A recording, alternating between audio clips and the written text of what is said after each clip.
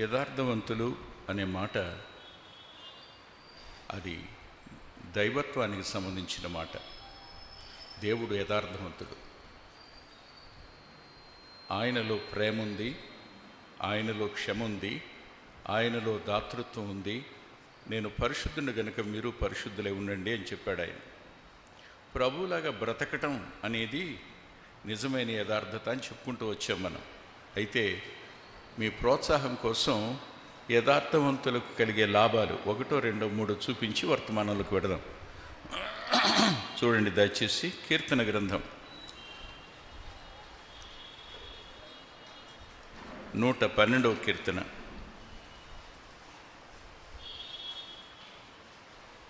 2వ వచనం, 2వ వచనం 2వ భాగం. యథార్థవంతుల వంశపు వారు దీవించబడుదురు. యథార్థవంతుల వంశపు వారు దీవించబడుదురు.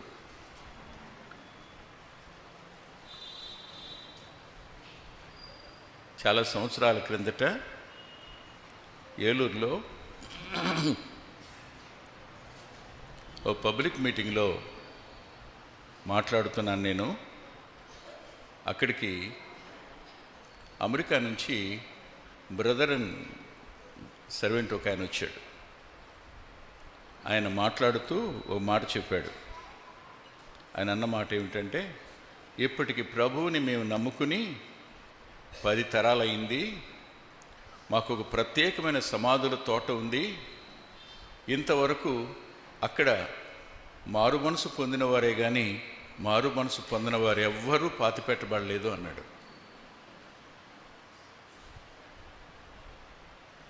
What is the real blessing to A upright person? చెప్పండి. దీవించబడతారు అంటే అప్పుడు కళ్ళు మూసుకుని ఒక మాట అడిగాను, ప్రభువా, నా వంశం భూమి మీద ఉన్నంత వరకు ఆఖరి మనిషి వరకు మారు మనసు పొందడానికి సహాయపడు. ఇంతకు మించి ఇంకేం కోరుకోను. యథార్థవంతుల వంశపు వారు దీవించబడతారు అంటే అర్థం పరలోకానికి వారసులు అవుతారనేగా, దేవుని పిల్లలుగా మారతారనేగా. భౌతిక సంబంధమైన ఆశీర్వాదాలు మాత్రమే ఆలోచిద్దామా? కాదు కదా. ఇది మొదటి మాట. ఇక రెండవ మాట దగ్గరికి వెడదాం. సామెతల గ్రంథం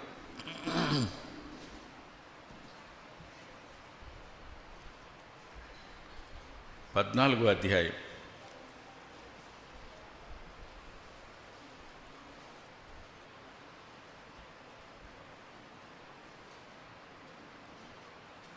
11వ వచనం. యథార్థవంతుల గుడారము వర్ధిల్లును. యథార్థవంతుల గుడారము వర్ధిల్లును. దీవించబడ్డం వేరు, వర్ధిల్లడం వేరు. వర్ధిల్లడం అంటే మీరే చెప్పండి. ఫైనాన్షియల్గానా? వర్ధిల్లడం అంటే స్టైర్ మీద స్టైర్ కట్టడమేనా? వర్ధిల్లడం అంటే అందరికీ కార్లు ఉండడమేనా? వర్ధిల్లడం అంటే అర్థం ఏమిటి చెప్పనా? వారు ఐక్యతలో వర్ధిల్లుతారు. వారు ప్రేమలో ఐశ్వర్యవంతులవుతారు. ఇంతకంటే వర్ధిల్లటం మరొకటి ఉందా? లేమే ఉండొచ్చు. ప్రేమ ఉంటే అంతకు మించిన వర్ధిల్లిన కుటుంబాలు ఉంటాయా? ఇవాళ ఆస్తులు సంపాదించి పెద్దలు వెళ్ళిపోతే పిల్లలు కొట్టుకు చస్తున్న పరిస్థితులు కదూ. వర్ధిల్లుతున్నట్టు లెక్కేనా? ఆలోచించండి. యథార్థవంతుల గుడారము వర్ధిల్లును అనే మాట నిజానికి ఎంత సంతోషాన్ని ఇస్తుందో చెప్పడానికి వీలు కాదు. దయచేసి మీరు చూడండి. మరో మాట కూడా చూద్దాం. 15వ అధ్యాయం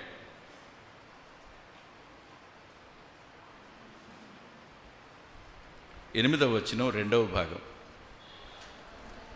యథార్థవంతుల ప్రార్థన ఆయనకు ఆనందకరం. అంటే నువ్వు మోకరిస్తే నువ్వు కాదు సంతోషించేది, heaven is going to be rejoiced. The lord's heart is going to be rejoiced. యథార్థవంతుడు నోరు తెరిస్తే పరలోకం పరవశిస్తుందన్నమాట. దేవుని అంతరంగానికి సంతోషం. యథార్థవంతుడు ఏమడుగుతాడు? మీరే చెప్పండి, ఏమడుగుతాడు? యథార్థవంతుడు అడిగేదేమిటి? దేవా, నేను ఇలా విన్నాను, ప్రభువా, నీ దాసుడనైన నేను ఎప్పుడైనా పాపంలో పడే ప్రమాదం ఉంటే దానికి ముందుగానే నన్ను తీసేసుకో, భూమి మీద ఉంచొద్దు.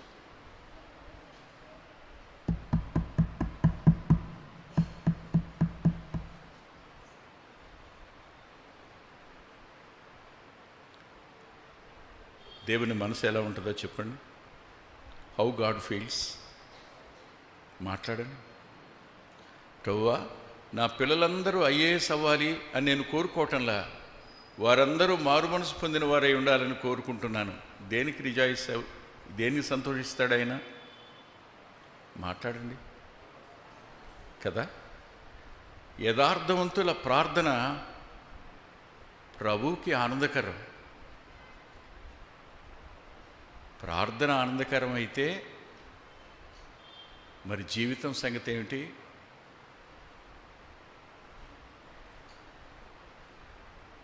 నేను యోబు జీవితంలో నుంచి 3, పౌలు జీవితంలో నుంచి 3 సంఘటనలు మీ ముందుంచి నేను ఈ రాత్రి వర్తమానాన్ని ముగిస్తాను.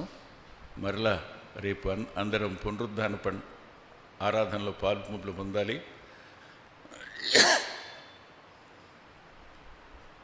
దయచేసి చిన్న మనవి, మీకు ఎప్పుడైనా గుర్తొస్తే నా కోసం ప్రార్థన చేయండి. ఎప్పుడైనా జ్ఞాపకం వస్తే ఏం చేస్తారో చెప్పనా? మరణం వరకు నమ్మకంగా బ్రతికి చనిపోవాలని ప్రార్థన చేయండి. అంతకుమించి ఇంకేం చేయొద్దు. మరణం వరకు దేవునికి నమ్మకస్తునిగా బ్రతికి చనిపోవాలని ప్రార్థన చేయండి. రండి వెళదాం. యోబు గ్రంథం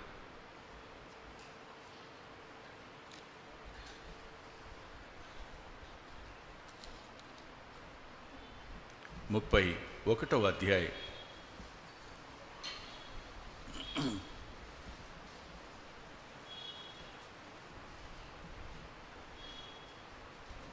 మొదటి వచనం.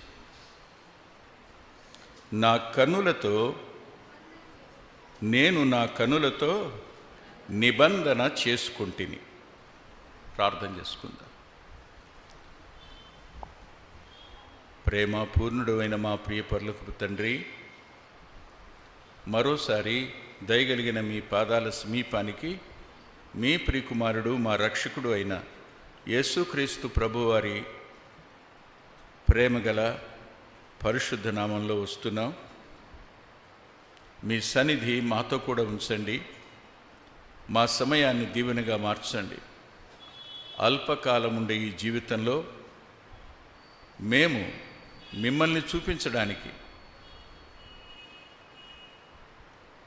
మమ్మల్ని చూసేవారు మాలో మీ ప్రియకుమారుని చూడడానికి సాయం చేయమని మమ్మల్ని మేముగా దయగల మీ పాదాలకు అప్పగించుకుంటూ ఈ రాత్రి సమయం నీ దాసుని మరుగుపరచండి.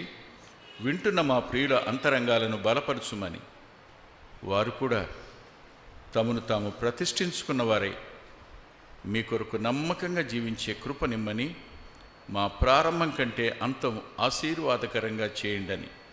యేసుక్రీస్తు ప్రభు వారి పేరిట ప్రార్థిస్తున్నాం తండ్రి. ఆమేన్. యోబును గురించి మనం ఒక మాట నిన్నటి రాత్రి చెప్పుకున్నాం. అదేమిటంటే, అతడు నోటి మాట విషయంలో ఏ పాపమో చేయలేదు అని కదూ. ఇప్పుడు నేను మిమ్మల్ని ఓ చోటికి తీసుకుని వెడతాను, నాతో పాటు రండి. యాకోబు పత్రిక 3వ అధ్యాయం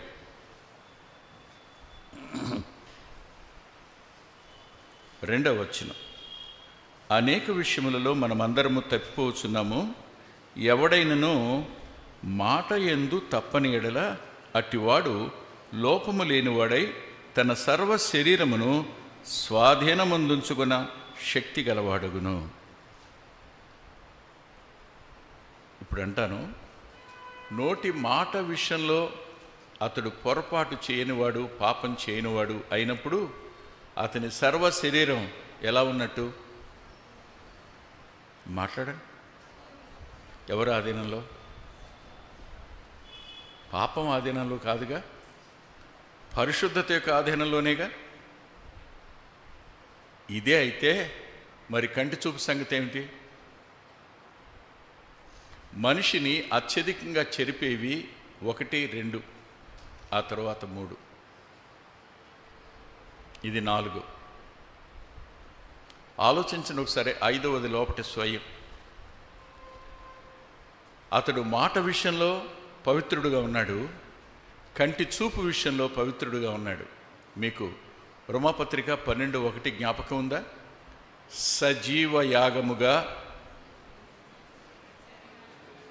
ఇంతకంటే ఎక్కువ ఏమన్నా చెప్పాలా? మీరే చెప్పండి. నా నాలుకను, నా కంటిని నేను నిబంధన చేసుకున్నాను కాదు, సులువు వేసుకున్నాను.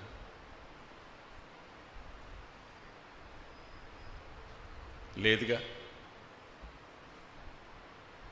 ఇక్కడి నుంచి బయలుదేరి ఇంటికి వెళ్ళే లోపు సీరియల్ అయిపోద్దామని భయపడేవాళ్ళు, బాధపడేవాళ్ళు ఎంతమంది ఉంటారు ఇక్కడ కదా? నిజంగానే దావీదు అంటాడు, అయ్యా నా కళ్ళను తిప్పివేయి, నేను చూడకుండా అంటాడు. దావీదుకి ఆ అవగాహన ఉంది, యోబుకు ఆ అవగాహన ఉంది. కంటి విషయమై అవగాహన, నాలుక విషయమై అవగాహన యాకోబుకున్నట్టే కంటి చూపు విషయమైన అవగాహన అత్యధికంగా యోబుకున్నట్టు అనిపిస్తుంది. ఆయన పాపం అంటడం ఎలా జరుగుతుందో బహుశా రీసెర్చ్ చేశాడేమో, లేదు దైవిక ప్రత్యక్షతో మనకు తెలియదు. చూడండి ఏమన్నాడు యోబు గ్రంథం 31వ అధ్యాయంలో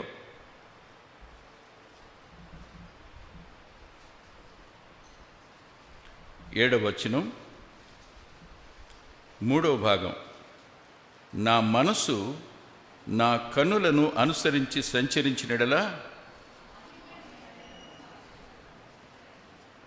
ఆగుతారు క్షణం. నా మనసు నా కన్నులను అనుసరించి సంచరించినడల. ఇక్కడ కంటికి మనసుకు ఉన్న రిలేషన్ని ఆయన ఎక్స్ప్లెయిన్ చేస్తున్నాడు. మీరు కాలేజీ నుంచి వస్తున్నారు, లేదు ఆఫీసు నుంచి వస్తున్నారు. వస్తూ ఉండగా మీరు మేల్ అనుకోండి, ఫిమేల్ని చూశారు. మీరు ఫిమేల్ అనుకోండి, మేల్ని చూశారు. చూడగానే ఈ వ్యక్తి బాగున్నాడు అనిపించింది అనుకోండి, తప్పేం లేదు. కానీ రెండవసారి తల తిప్పండి. సెకండ్ టైం ఎప్పుడు నువ్వు కను తిప్పావో అప్పుడు మనసు నీ కంటి వెంట ప్రయాణం చేస్తుంది.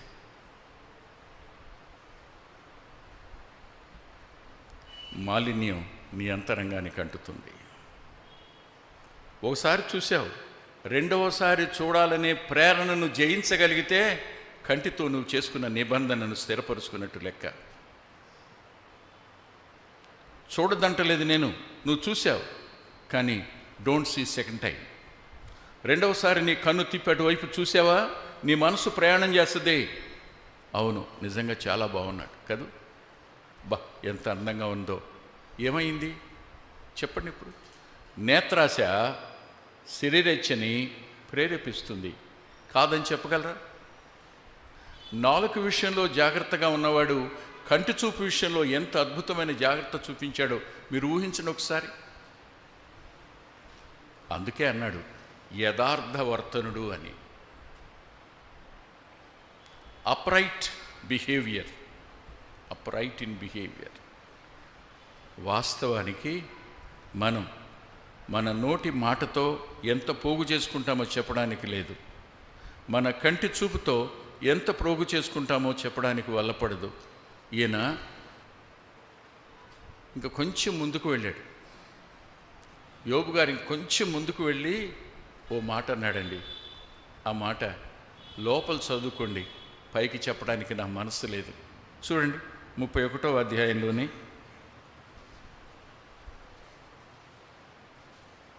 9వ వచనం, 2వ భాగం, 10వ వచనం, 1-2 భాగాలు.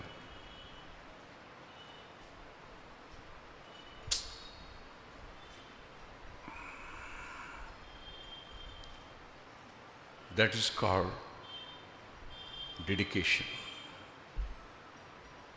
నన్ను నేను దేవుని కొరకు ప్రత్యేకించుకున్నాను.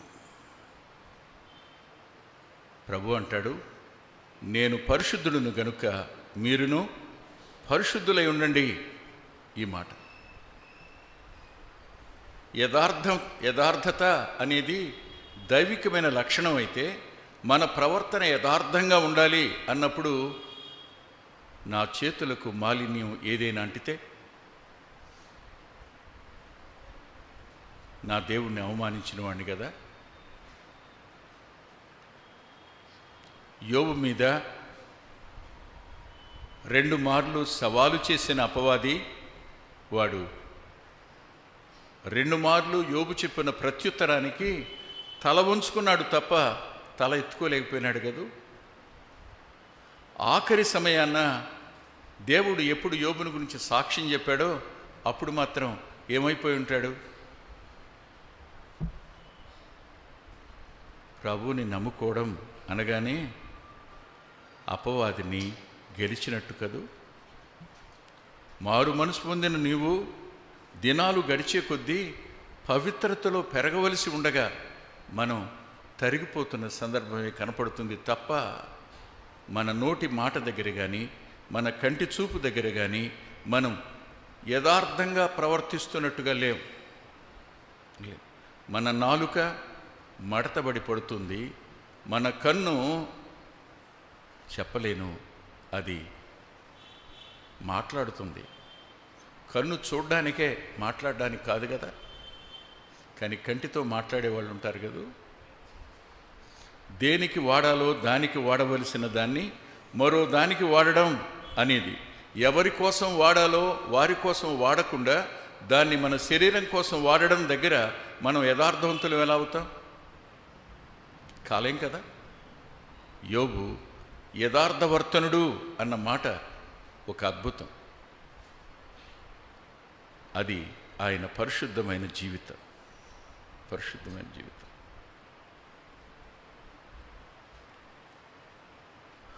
ఒక ప్రొఫెసర్ ఇలా అన్నాడు, ఏమండి పలానా మందిరం నుంచి పిల్లలు వస్తారు, తల ఉంచుకొని వస్తారు, తల ఉంచుకొని వెళ్ళిపోతారండి. వాళ్ళు ఎవరితోనూ మాట్లాడరు. వాళ్ళు ఎక్కడా కూడా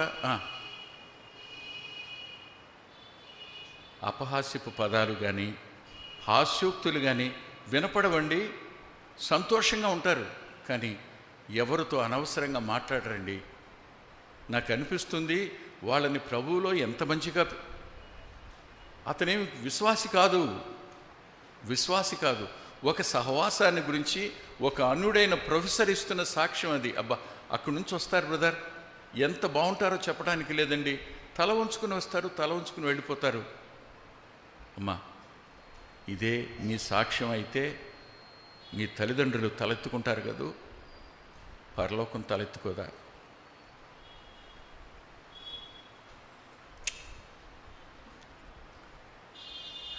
అందుకని యవనస్తులకు ఒక మాట, కోపం వచ్చినా చూపిస్తాను. హెబ్రీ పత్రిక 13వ అధ్యాయం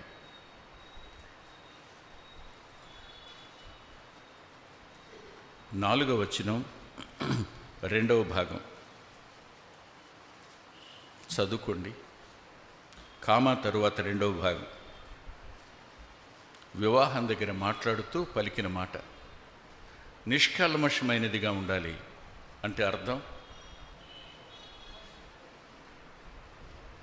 either men or women, please keep yours virginity. నీ కన్యత్వాన్ని కాపాడుకో, నీ బ్రహ్మచర్యాన్ని కాపాడుకో. రక్షించబడ్డావు కదా. అపవాది ఎప్పుడు నిన్ను బురదలోనికి దొయ్యటానికి ప్రయత్నం చేస్తాడు. కానీ ప్రాణం పోయినా నేను పాపం చేయనన్న మాట యోబు గారు అంటాడు. ఆయన నన్ను చంపినను నేను యథార్థతను వదలను అంటాడు.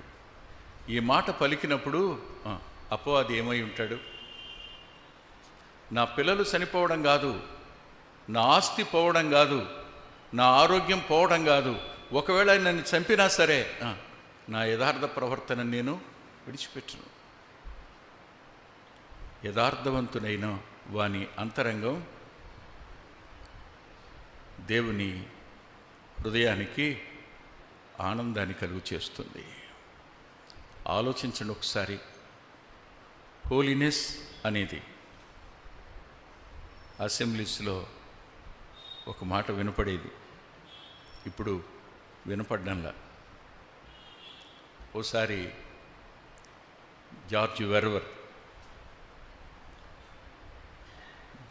మన బ్రదర్ని ఒక అతన్ని కలుసుకుని ఎక్కడికెడతారు మీరు అని అడిగాడు.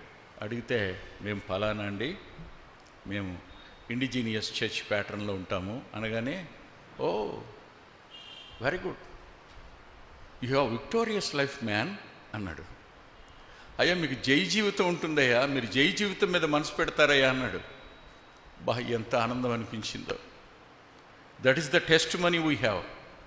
But in course of time పదాలన్నీ మారిపోయాయి. పదాలు ఎక్కడ వినపడ్డంలా.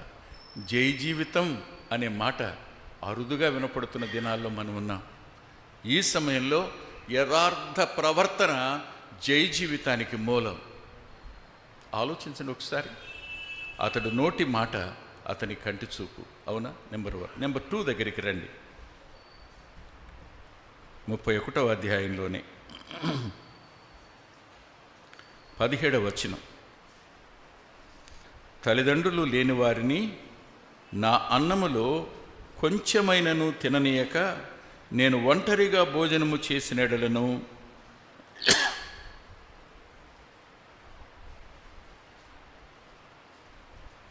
21వ వచనం. నా భుజశల్యము దాని గూటి నుండి పడునుగాక. ఇక చాలా చెప్పాడు. నేను అన్నం తినేటప్పుడు అమ్మా నాన్నలు లేని వాళ్ళు జ్ఞాపకం వస్తారు. వాళ్ళకి పట్టెడన్నం పెట్టకుండా నేను ఎప్పుడు తినలా. God is generous.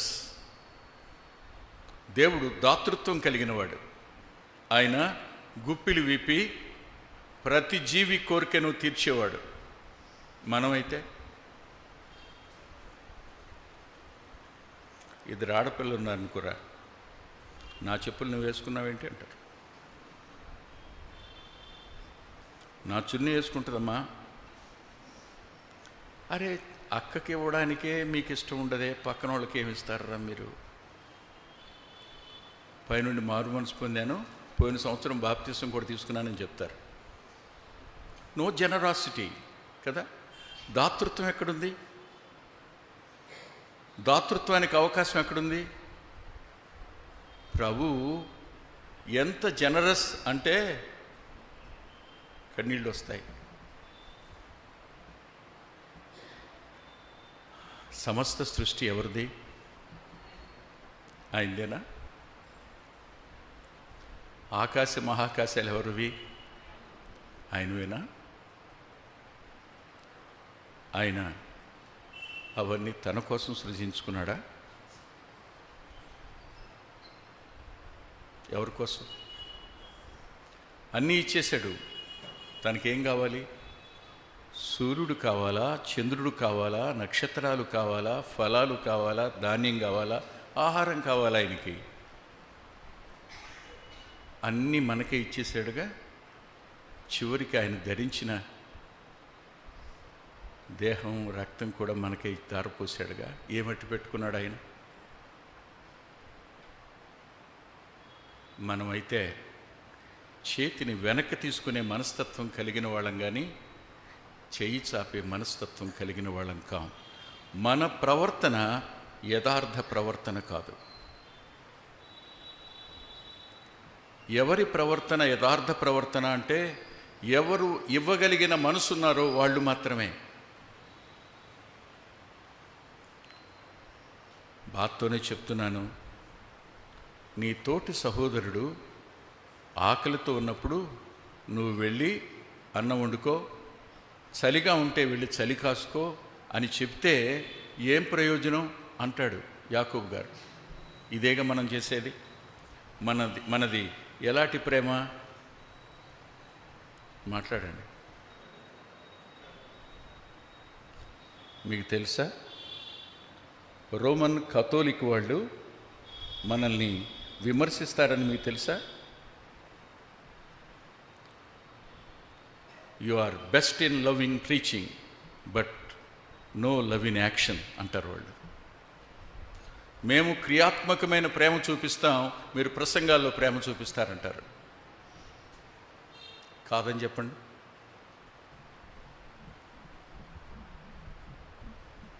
ఒక మాట అన్నా, బర్త్డే వచ్చినప్పుడు మీరు కొనుక్కునే డ్రెస్ ఖరీదు ఎంతరా?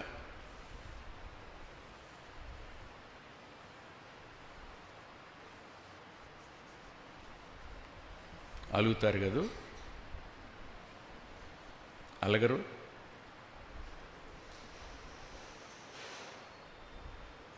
ఆ డ్రెస్తో సామాన్యమైన 4 డ్రెస్సెస్ వస్తాయి. ఒకటి నువ్వు వేసుకుని ముగ్గురికి ఇవ్వచ్చు కదూ.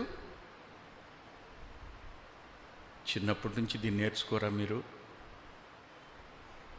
నేర్చుకోవడం మన బాధ్యత కదా. ప్రభువుని ఎరిగిన వారి కుటుంబం కదా. ఆ ఇల్లు మనదా, ఆ ధనం మనదా, ఇచ్చింది దేవుడు కదా. మరి ఆ ఇచ్చే మనసు నీకు లేనప్పుడు నేను యథార్థవర్తనుణ్ణి అని చెప్పుకోవడానికి హౌ ఫార్ వీఆర్ రైట్? మనం ఎంతవరకు సరిపోతాం? దుఃఖం అనిపించటంలా?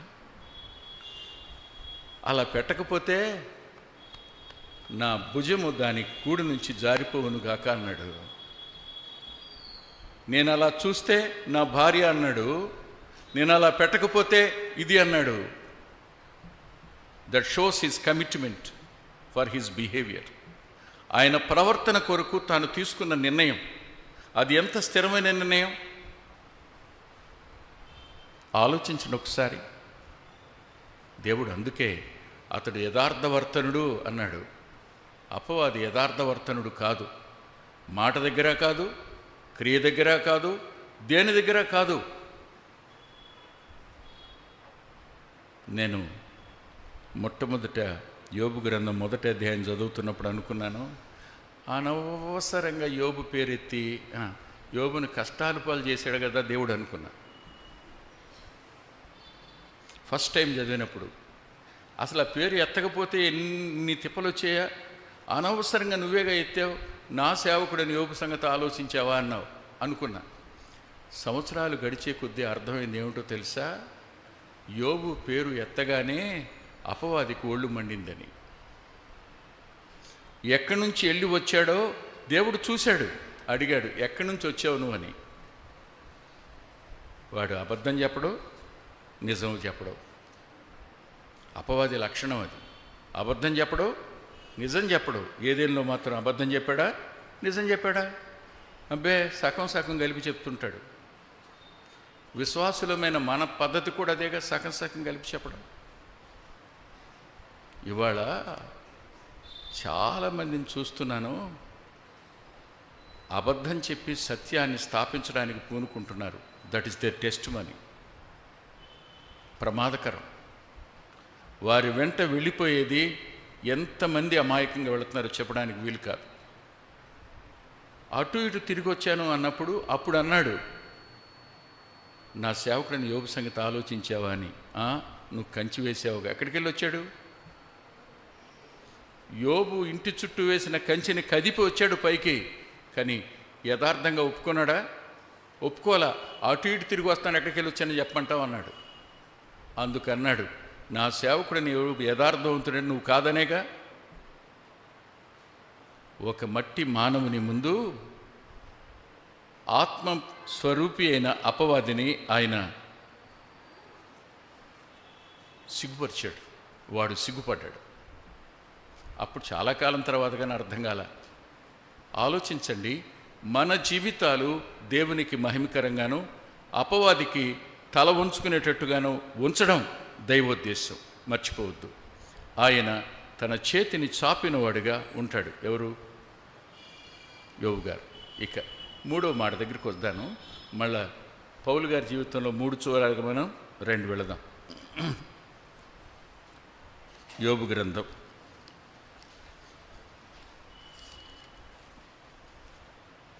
42వ అధ్యాయం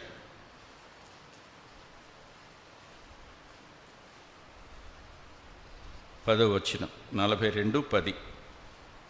మరియు యోబు తన స్నేహితుల నిమిత్తము ప్రార్థన చేసినప్పుడు యెహోవా అతని క్షేమస్థితిని మరలా అతనికి దయచేసెను. ఇప్పుడు యోబు ఎవరు చెప్తారా మీరు? మాట్లాడండి.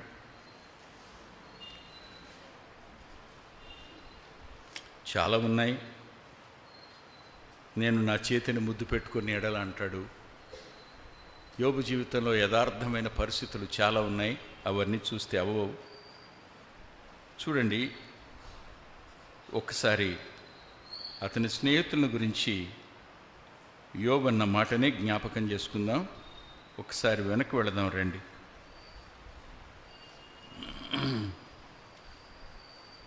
ఆరో అధ్యాయం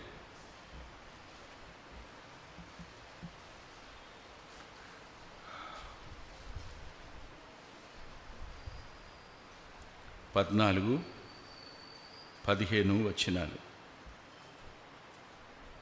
కృంగిపోయినవాడు సర్వశక్తులకు దేవుని యందు భయభక్తులు మానుకొనెను, స్నేహితుడు వానికి దయచూపతగును. నా స్నేహితులు ఎండిన వాగుల వలెను మాయమైపోవు జల ప్రవాహముల వలెను నమ్మకూడని వారైరి.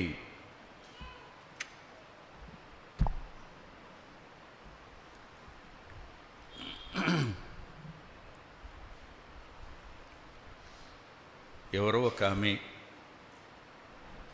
నష్టపోయింది. నిన్ను కలుసుకోవడం కోసం మీ ఇంటికి వచ్చింది. అప్పటికే నువ్వు ఇంట్లో మాట్లాడుతున్నావు. మాట్లాడుతుండగా ఆమె పేరే మీ సంభాషణలో వచ్చింది. సంభాషణలో వచ్చినప్పుడు ఆమె లోపలికి రాకుండా బయట నిలబడింది. అమ్మా, ఏ రహస్య పాపం ఉందో, లేకపోతే అలాంటి జరుగుద్దంటారా అనే మాట ఆమె విన్నది. ఏమవుతుంది? నీవు ఆదరిస్తావని వచ్చింది, నువ్వు ఓదారుస్తావని వచ్చింది, నువ్వు అర్థం చేసుకుంటావని వచ్చింది, నువ్వు కన్నీరు తుడుస్తావని వచ్చింది. కానీ నువ్వు పలికిన మాట ఆమె అంతరంగానికి ఏం చేసి ఉంటుంది? యోబు స్నేహితులు వచ్చారు. వారు 7 దినాల పాటు నెలనే కూర్చున్నారు. కానీ వారు కూడా అపవాది మోసంలో పడ్డారు. పడినవారు అన్కంటెక్స్చువల్గా, యోబుకు సంబంధం లేని వాళ్ళు ముగ్గురు కూడా వాళ్ళ శాస్త్రాలలో వాళ్ళు ప్రవీణులు. Their arguments are not wrong. వాళ్ళ వాదనలు తప్పు కాదు, వాళ్ళ వాదనలన్నీ రైటే, కానీ అది యోబుకు సంబంధించినవి కావు. సందర్భరహితంగా మాట్లాడారంతే. బంగారం మెరుస్తుందంటే మెరుస్తుంది, తప్పు కాదుగా. కానీ అదే విషయం మరో దానికోసం వాడితే, అది కరగదని వాడితే అన్కంటెస్టబుల్ కదా. అలాగే సందర్భోచితం కాకుండా సందర్భ విరుద్ధంగా యోబు విషయంలో మాట్లాడారు ముగ్గురు. యోబు వాళ్ళని చూసి ఆదరించబడాలని కోరుకున్నాడు. యోబు వాళ్ళని చూసి అంతరంగంలో ఓదార్పు పొందాలని ఆశించాడు. అంటాడు, నా స్నేహితులు ఎండిన వాగులయ్యారు, నాకు దాహం అవుతుంది, వారు ఎండిపోయారు. అంతేకాదు, వాళ్ళలో నాకు నీరు కనిపిస్తూ ఉండగా తాగుదామని వంగాను, వాళ్ళు ఎలా ఉన్నారో తెలుసా? చూడండి, మాయమైపోవు జల ప్రవాహాలు. సరిగ్గా చేతులు రెండు చాపేటప్పటికి అక్కడ నీళ్లు లేవు, మాయమైపోయినాయి. వీళ్ళు నమ్మకూడని వాళ్ళయ్యారు. యోబు స్నేహితులు నమ్మకూడని వాళ్ళయ్యారు. నమ్మకూడని వాళ్ళ కోసం నమ్మకంగా ప్రార్థన చేయడం అనేది యథార్థవంతుల లక్షణం.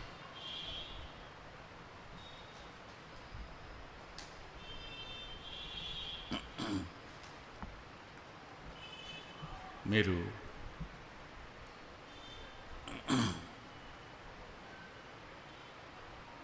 వినే ఉంటారు, అనేక మార్లు ఈ సంఘటన చెప్పే ఉంటారు.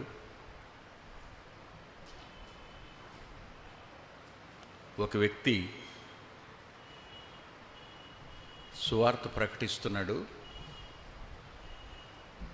అతన్ని ఓ రవిడి ఎదుర్కొన్నాడు. ఎదుర్కొని, రేపు మళ్ళీ ఇక్కడికి వచ్చి చెప్పావంటే చంపేస్తానన్నాడు.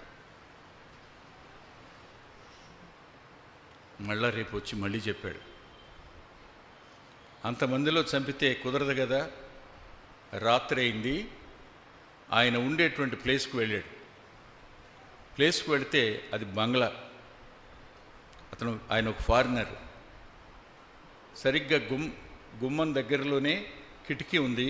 కిటికీ దగ్గర మోకరించున్నాడు, ప్రార్థన చేస్తున్నాడు. సరిగ్గా వెళ్ళగానే ఆయన మనసు చెవి కనపడింది. ఏమిటో తెలుసా? ప్రభువా, నీవెవరో తెలియక రంగయ్య అలా మాట్లాడాడు ప్రభువా, క్షమించు నాయనా, అతనికి ఏ నష్టం జరగనివ్వకు ప్రభువా, అతను కూడా నిన్ను నమ్ముకోవడానికి, అతడు నీ రక్తంలో కడగబడ్డానికి, అతడు నరకం నుండి తప్పించబడడానికి నైనా నువ్వు సాయం చేయమని ప్రార్థన చేస్తున్నాడు.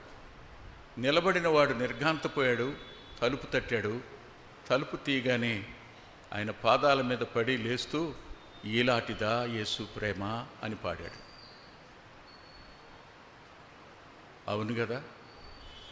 హింసించే వారి కోసం, మీ శత్రువుల కోసం ప్రార్థన చేయండి అన్నప్పుడు నమ్మకూడని మాయమైపోయే జల ప్రవాహాల వంటి తన స్నేహితుల కోసం ప్రార్థించడం దగ్గర యథార్థమైన ప్రవర్తన ఉంది. అంటే పరలోకానికి అంగీకార యోగ్యమైనది ఏదో అది యథార్థమైన ప్రవర్తన.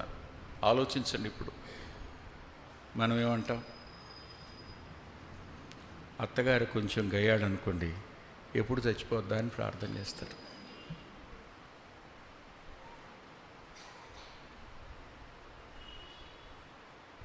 కదా. ఆఫీసర్ కొంచెం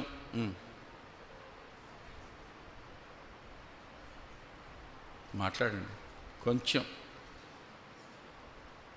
స్ట్రిక్ట్గా ఉన్నాడు అనుకోండి, ఎప్పుడు ట్రాన్స్ఫర్ అయిపోతాడా అని, లేకపోతే ఎప్పుడు యాంటీ కరప్షన్ వాళ్ళు పట్టుకుంటారని ప్రార్థన చేయటమేగా.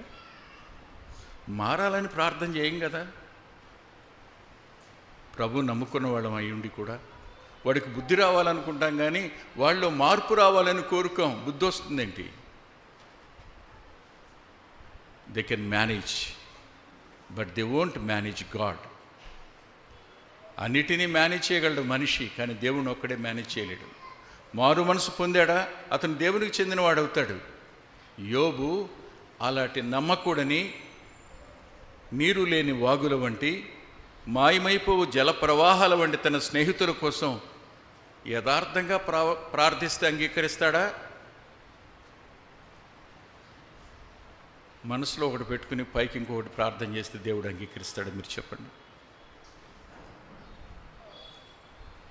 నీతిమంతుల ప్రార్థన బహుబలమైంది అంటే అర్థం ఏంటి చెప్పండి? అతడు దేవునికి ఇష్టమైనట్టు ప్రార్థన చేస్తాడు, దేవుని చిత్తమైనట్టు ప్రార్థన చేస్తాడు, దేవుడు కోరినట్టు ప్రార్థన చేస్తాడు.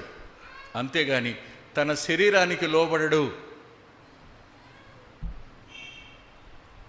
యోబులో ఈ మూడంతల యథార్థ ప్రవర్తన కనిపించింది. ఇప్పుడు పౌలు గారి దగ్గరికి వద్దాం, దయచేసి రండి.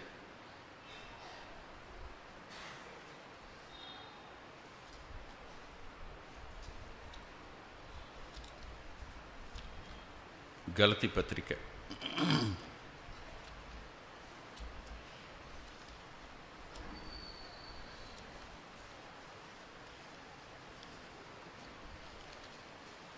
5వ అధ్యాయం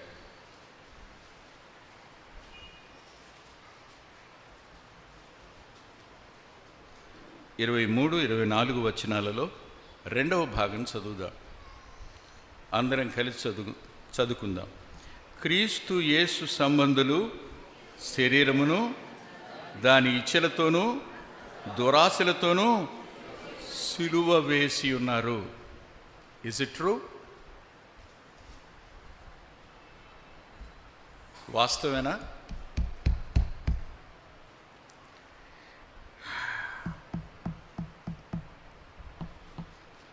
శరీరం, దాని కోరిక, దాని దురాశ, ఈ మూడింటిని సిలువ వేసిన వారు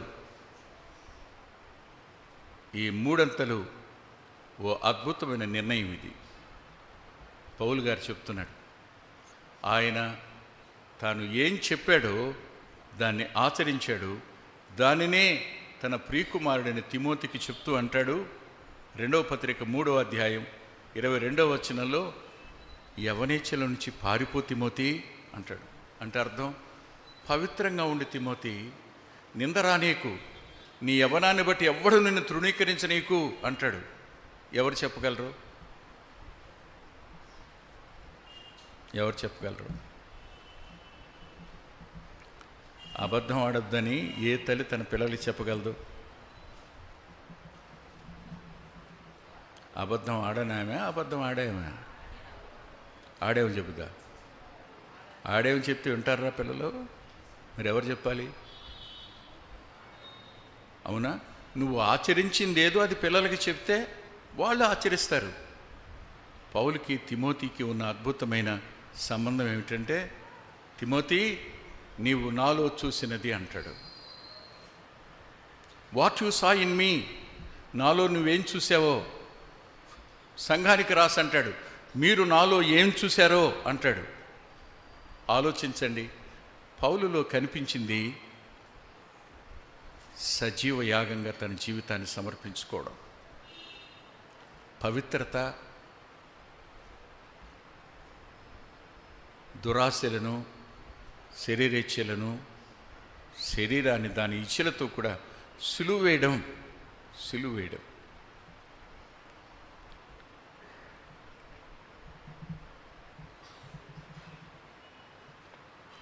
నాకు తెలిసిన రైల్వే ఎంప్లాయీకి ఆయన ఉండేవాడు, చనిపోయినాడు ఇప్పుడు ఆయన. ఆ అన్న ఆఫీసర్గా పనిచేశాడు. లేడు కాబట్టి చెప్తున్నాను. ఇప్పుడు భలే బుక్ రీడర్ ఆయన, పరిశుద్ధంగా బ్రతికాడు. ఆయన దగ్గర పనిచేసే స్టెనో, ఈయన చాలా చక్కగా అందంగా ఉంటాడు, వైట్ మ్యాన్. ఆమె చాలా చక్కగా ఉంటుంది. ఒకరోజు వచ్చి అకస్మాత్తుగా ఆయన మీద పడి ఇలా భుజం ఇట పట్టుకుందట. ఆయన అన్న మాట ఏమిటంటే, అమ్మా, నేను సిలువ వేయబడ్డాను, నువ్వు ఇంకెవరినైనా చూసుకో అమ్మా అన్నాడు. నేను సిలువ వేయబడ్డానమ్మా, సిలువ వేస్తే నా చేతులు, నా దేహం సిలువ కంటుకొట్టుబడ్డాయి, నువ్వు ఇంకొకళ్ళు చూసుకోమ్మా. ఆయన నోటితో ఆయన చెప్పిన మాట. అంతేకాదు, ఆఫీసులో ఉన్న వాళ్ళకు కూడా చెప్పిన మాట. సార్, మాటతో కానీ, కంటి చూపుతో కానీ, ప్రవర్తనలో కానీ, ఆఫీసులో ఆయన ఉన్నంత వరకు ఎప్పుడూ ఆయనలో మేము ఇంత చూడలేదు సార్.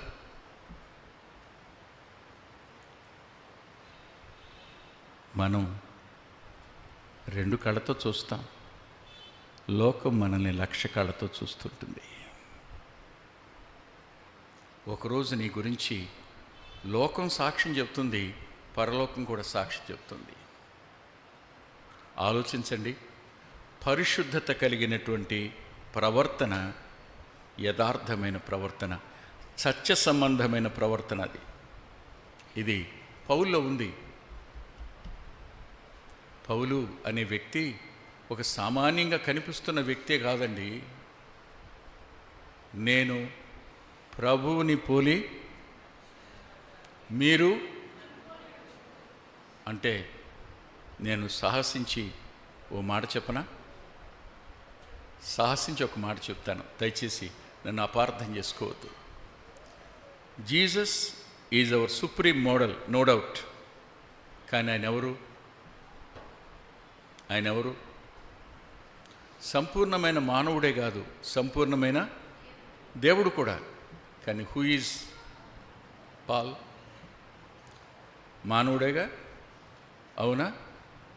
మీకు యోహాను సువార్త 14వ అధ్యాయం గుర్తుందా? 14వ అధ్యాయంలో ప్రభు మాట్లాడుతూ ఓ మాట అంటాడు. ఏమంటాడంటే, మీరు చూడండి, ఎందుకైనా మంచిది. 14వ అధ్యాయం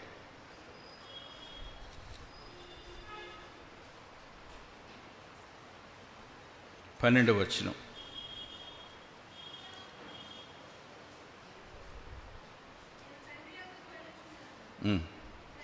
నేను చేయు క్రియలు నా యందు విశ్వాసముంచువాడును చేయును, వాటికంటే మరి గొప్పవియు అతడు చేయును అన్నమాట.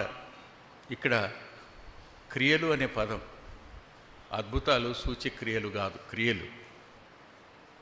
నేను ఒక చిన్న మాట చెప్తాను. మై బిలవ్డ్ డిసైపుల్స్, నేను పాప స్వభావం లేనివాడిని, మీరు పాప స్వభావం ఉన్నవాళ్ళు. పాప స్వభావం లేని నేను పాపాన్ని గెలిచాను. పాప స్వభావం ఉన్న మీరు పాపాన్ని గెలుస్తారు. మీరు నాకంటే ఎక్కువ చేసినట్లు లెక్క. కాదని చెప్పగలరా? దైవత్వం యొక్క సర్వ పరిపూర్ణత శరీరాకారంగా ఆయన ఇందు నివసించింది. ఆయన అంటున్నాడు, నాకంటే గొప్ప కార్యాలు క్రియలు మీరు చేస్తారయ్యా అన్నప్పుడు నాకు అనిపించింది ఈ మాట. అవును కదా, ప్రభు నాకంటే గొప్పవంటే ఆయనకంటే 20 మందిని బతికిస్తామనా? నీళ్ల మీద కాకుండా తుఫాను మీద నడుస్తామనా? కాదు. మీ జై జీవితం ఎలా ఉంటుంది అంటే నన్ను పోలి ఉంటుంది. నేను ఎలా బతుకుతాను, మీరు అలా బతుకుతారు. శరీర స్వభావం కలిగి ఉండి మీరు నాలాగా జీవించటం అంటే it is not ordinary Christianity. It seems to be extraordinary Christianity lives like Jesus. ఆ మాట అందుకన్నాడు ఆయన. ఆలోచించిన ఒక క్షణం. పౌలు గారు పరిశుద్ధతను గురించి మాట్లాడాడు. అంతే కదండి, మరో మాట దగ్గరికి కూడా వెడదాం, టైం అయిపోయి వస్తుంది. అపోస్తలుల కార్యాల గ్రంథం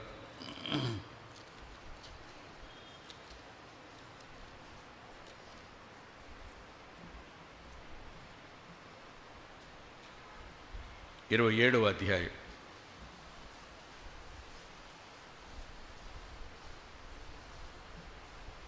33, 34, 35 వచనాలు అందరం కలిసి చదువుకుందాం. తెల్లవారుచుండగా పౌలు 14 దినముల నుండి వారేమీ పుచ్చుకొనక గనుక ఆహారం పుచ్చుకుండని మిమ్మల్ని వేడుకుంటున్నాను. ఇది మీ ప్రాణ రక్షణకు సహాయమగును. మీలో ఎవని తల నుండి అయినను ఒక వెంట్రుకే నశించదని చెప్పుచు ఆహారం పుచ్చుకొనుడని అందరినీ బ్రతిమాలాడట. ఎవరెవరు ఉన్నారు ఈ వాళ్ళలో? శతాధిపతి ఉన్నాడు, 100 మంది సైనికులు ఉన్నారు, ఇంకా ట్రావెలర్స్ ఉన్నారు, జైలర్స్ ఉన్నారు. అంతేకాదు, ఓడ యజమాని ఉన్నాడు, ఓడ నావికుడు ఉన్నాడు. అవునా? వీళ్ళంతా తన మాట విన్నవాళ్ళ? వద్దయ్యా, ఈ ప్రయాణం వద్దు బాబు, ఆగండి అంటే విన్నారా వాళ్ళు? వినలా. నీదేముందయ్యా, ఇదిగో అతను అనుభవజ్ఞుడు, నావికుడు కదా, అనుభవ స్వరం, ఆ స్వరానికి మేము ప్రాధాన్యత ఇస్తాం. అతడు అధికార స్వరం, ఓనర్ అతను పోనేమంటున్నాడు, దానికి ప్రాధాన్యత ఇస్తాం. కానీ నీ స్వరానికి ప్రాధాన్యత ఇవ్వాల్సిన అవసరం ఏంటి అంటే, ఓడలో సలహా చెప్పడానికి కూడా అతడు ఏమాత్రం తగినవాడని ఎవ్వరూ అనుకోలే. అలాంటి వ్యక్తి ఇవాళ వాళ్ళ మధ్య నిలబడి, వారు అనేక దినాల నుండి తిండి లేనివారుగా ఉన్నారని, ఆకలితో పస్తున్నారని ఎరిగిన వాడై ఉండి వారందరినీ బ్రతిమాలుతున్నాడు. రొట్టె పట్టుకుని బ్రతిమాలడం అనేది అంటే జనరాసిటీ బలవంతం చేస్తుంది. దాతృత్వం తినమని ఎదుటివాణ్ణి చెప్పండి బ్రతిమాలుతుంది. జనరాసిటీ యొక్క డిగ్రీ అది.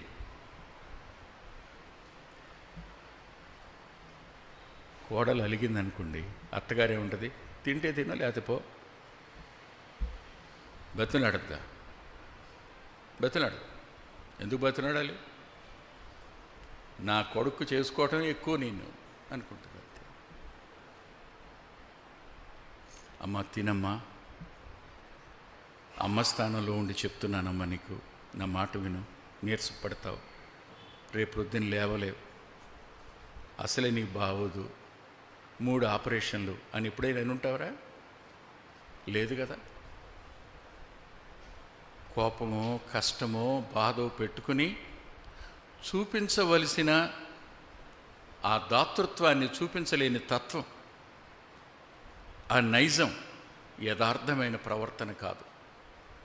యథార్థవర్తనుడు అనే మాట సత్య సంబంధమైన ప్రవర్తన కలవాడు.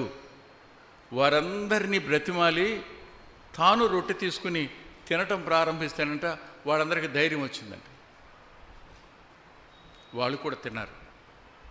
చెప్పండి, తాను బ్రతిమాలి తాను తిని ఎదటివారు తినడానికి ధైర్యం వచ్చేటట్టు చేయగలిగిన ఏముందో చెప్పండి? విశ్వాసపు స్థైర్యం పౌల్లో కనిపించింది. ఇటు కొట్టుకుపోతున్నాం అర్థం కావటంలా, సూర్యుడు లేడు, చంద్రుడు లేడు, వెలుగు కనిపించి ఎంతకాలం అయిందో, ఏ దిక్కుగా ప్రయాణం వెళ్ళిపోతున్నామో తెలియని ఓడ ప్రయాణం, అది బద్దలైపోతుందేమో అర్థం కాని పరిస్థితులు. ఇలాంటి పరిస్థితుల్లో మీ తల వెంట్రుకలో ఒక్కటి కూడా నేల రాలదయ్యా. గత రాత్రి నా ప్రభు కబురు పెట్టాడు నాకు, మీరందరినీ దేవుడు నాకు అనుగ్రహిస్తున్నాడని, మీరందరూ రక్షించబడతారని. మనమందరం వెళ్ళి ఏదో ఒక దీవి మీద పడవలసి ఉంది.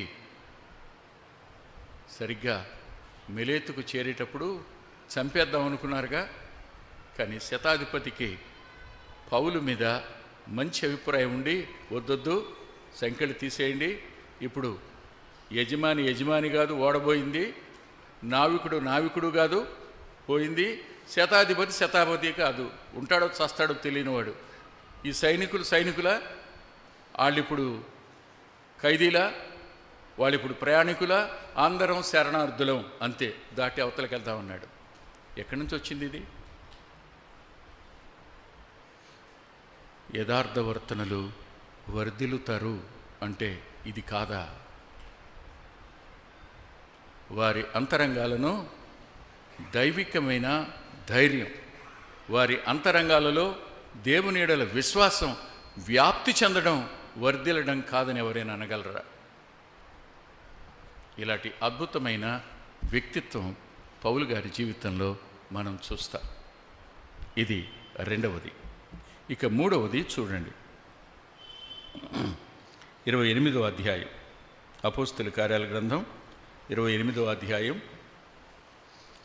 3వ వచనం. అప్పుడు పౌలు మోపెడు పులలేరి నిప్పుల మీద వేయగా ఆగండి. అందరూ నీళ్ళలోకి దూకారు. ఏదైనా దొంగో కర్రో దొరికితే దాని మీద ఆ ద్వీపానికి చేరారు. అందరూ తడిచిపోయి ఉంటారా? పొడి బట్టలతో ఎవరైనా ఉంటారా? ఓడ మీద ఉన్న వాళ్ళు ఎవరికి కూడా వస్త్రాలు, పొడిగా ఉన్నవాళ్ళు ఒక్కడూ లేరు. అందరూ కట్టుబట్టలతో మెలేతు ద్వీపానికి చేరారు. వాళ్ళని చూసి అక్కడున్న అనాగరికులు, ఆ అడవి ప్రజలు ఓ నెగడు వెలిగించారు. వాళ్ళందరూ కూర్చుని ఉన్నారు. కానీ పౌలు ఒక్కడే లేచాడు. లేచి వెళ్ళి మోపెడు పొలలు ఏరుకొచ్చాడంట. తడిచేనా? నీళ్లు కారుతూ ఉండగానేనా? ఎలా?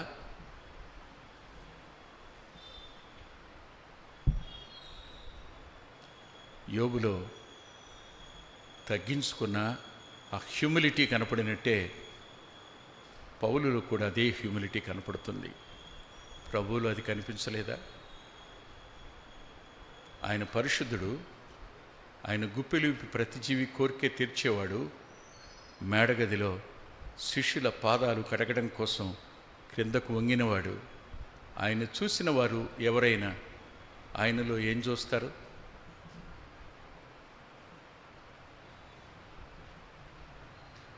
ఆయన పాదాలు అపరంచి వంటి పాదాలు కదూ. ఆయన పాదాలు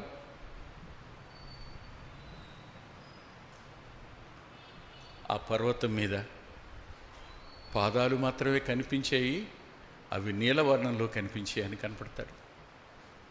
అలాంటి పాదాలు కలిగిన ఆయన పాలస్తీనా భూభాగంలో ఎర్రని మట్టి కొట్టుకున్న శిష్యుల పాదాలు కడగడానికి వంగి కడిగాడు ఆయన.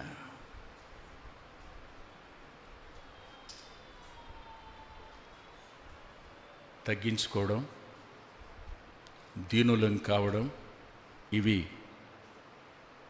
నిజంగా మన అంతరంగంలో జరిగితే, ఎదటివారి అక్కరను గుర్తించగలిగితే, ఎదటివారి కొరకు తగ్గించుకోగలిగితే ఆ ప్రవర్తన పరలోకానికి అంగీకారయోగ్యమవుతుంది.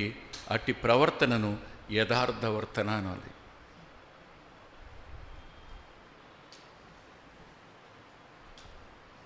ఇక్కడ అంత జరిగిన తర్వాత ప్రభు అతన్ని ఘనపరచడం మొదలుపెట్టాడు. సర్పం పట్టుకుంది కదా, జాడించాడుగా. లోకం ఎప్పుడు నిన్ను విమర్శిస్తుంది, ఇంకా శివుడు పొగుడుతుంది, అంతే లోకం లక్షణం అది. అరే రే, సముద్రంలో తప్పించుకున్నాడు, కానీ చూసావా ధర్మదేవత వదిలిపెట్టిందేమో, ఇక్కడికి వచ్చినా సరే పాము గరిస్తున్నట్టు చావాలి కదా అని. ఆయన చావలేదట. అప్పుడు ఏమన్నారో తెలుసా? అబ్బా ఈయనెవరు? ఇది జరిగిన తరువాత ఇప్పుడు అందరిలో ప్రముఖుడు ఎవరయ్యారు? పౌలేనా? శతాధిపతి పౌలు మాట వినాలా? ఆ ద్వీపంలో ఉన్న ఘనుని తండ్రి బాగుపడితే దీపవాసులందరూ ఎవరి మాట వినాలి? వినండి. యథార్థ ప్రవర్తన దీనత్వానికి సంబంధించింది.